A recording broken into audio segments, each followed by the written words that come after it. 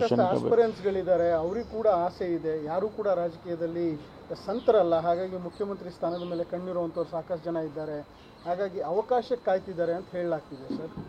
Sources ಗೊತ್ತಿಲ್ಲ, ಆ ಪ್ರಶ್ನೆ ಏನು ಬರೋದೇ ಇಲ್ವಲ್ಲ. ಈಗ ಮುಖ್ಯಮಂತ್ರಿಗಳು ಪ್ರಶ್ನೆ ಈಗ ಬದಲಾಯಿಸೋದಾಗಲಿ ಅಥವಾ ಬೇರೆಯವ್ರು ಮಾತಾಡೋದಾಗಲಿ ಆ ಪ್ರಶ್ನೆನೇ ಬರೋದಿಲ್ಲ.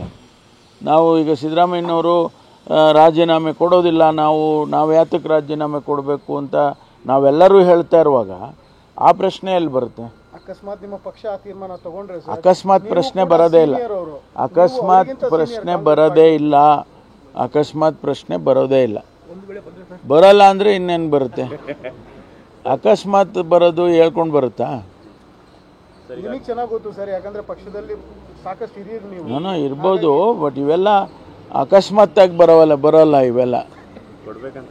ಹಾಂ ಸರ್, KS ಪರೀಕ್ಷೆ ಕ್ವಶನ್ಸ್ ಅಲ್ಲಿ ತರ್ಜುಮೆ ಮಾಡಿದ್ದು ಸಾಕಷ್ಟು ಸಮಸ್ಯೆ ಇದೆ ಅಂತ. ಯಾಕಂತ ಹೇಳಿದ್ರೆ ಇಂಗ್ಲೀಷಿಂದ ಕನ್ನಡಕ್ಕೆ ಮಾಡ್ತಾರೆ, ಆ ಕ್ವಶನ್ಸ್ ಅರ್ಥ ಆಗಲ್ಲ. ಕನ್ನಡ ಮೀಡಿಯಂದವರು ಏನು ತುಂಬಾ ಸಮಸ್ಯೆ ಅನುಭವಿಸ್ತಾ ಇದ್ದಾರೆ. ಎಲ್ಲ ಪರೀಕ್ಷೆಗಳು ಹಾಗೆ ಆಗುತ್ತೆ. ಅದು ಯಾಕೆ ಸರ್ ಅದು ತರ್ಜುಮೆ? ಗೊತ್ತಿಲ್ಲ ನನಗೆ, ಅದ್ರ ಬಗ್ಗೆ ನನಗೆ ಮಾಹಿತಿ ಇಲ್ಲ. ಮೂಡಾ ಪ್ರಕರಣ ತನಿಖೆ ಇಷ್ಟೆಲ್ಲ ನಡೀತಾ ಇದ್ರು ಕೂಡ ಹಾವೇರಿ ವಿಶ್ವವಿದ್ಯಾನಿಲಯಕ್ಕೆ ಈಗ ಕುಲಸಚಿವರ ನೇಮಕ ಮಾಡಿರೋದ್ರಿಂದ ಸಾಕಷ್ಟು ವಿರೋಧ ವ್ಯಕ್ತ ಆಗಿರ್ತಕ್ಕಂಥ, ಯಾಕೆಂದ್ರೆ ಸುಮ್ಮನೆ 4-5 ಸಾವಿರ ಕೋಟಿ ಅಕ್ರಮ ಆಗಿದೆ ಅಂತ ಹೇಳಿ ಒಂದು ಆರೋಪ ಇರೋ ಬೆನ್ನಲ್ಲೇ ಮಾಡಿರತಕ್ಕಂಥದ್ದು ಸರ್ಕಾರಕ್ಕೆ ಈ ರೀತಿಯ ಇಲ್ಲ. ನನಗೆ ಗೊತ್ತಿಲ್ಲ ಅದು ಎಜುಕೇಷನ್ ಡಿಪಾರ್ಟ್ಮೆಂಟ್ನವ್ರು, ಹೈಯರ್ ಎಜುಕೇಷನ್ ಅವ್ರು ಮಾಡಿರೋದು. ಅದು ನನಗೆ ಗೊತ್ತಿಲ್ಲ. ಅವ್ರದ್ದು ಒಂದು ಕ್ರೈಟೀರಿಯಾಗಳಿರುತ್ತೆ. ಯಾಕೆಂದ್ರೆ ನಾನು ಕೂಡ ಒಂದು 4-5 ವರ್ಷ ಹೈಯರ್ ಎಜುಕೇಷನ್ ಮಂತ್ರಿ ಆಗಿದ್ದೆ. ಯೂನಿವರ್ಸಿಟಿಗೆ ಯಾವುದೇ ಸಿಂಡಿಕೇಟಿಗೆ ನಾಮಿನೇಟ್ ಮಾಡುವಾಗ ನಾವು ಕೆಲವು ಪ್ಯಾರಾಮೀಟರ್ಸ್ಗಳಿರ್ತವೆ, ಅದನ್ನೆಲ್ಲ ಆ ಚೌಕಟ್ಟಲ್ಲಿ ಬಂದರೆ ಮಾತ್ರ ನಾವು ರೆಕಮೆಂಡ್ ಮಾಡೋಕ್ಕಾಗುತ್ತೆ ಅಥವಾ ಅಪಾಯಿಂಟ್ಮೆಂಟ್ ಮಾಡೋಕ್ಕಾಗುತ್ತೆ.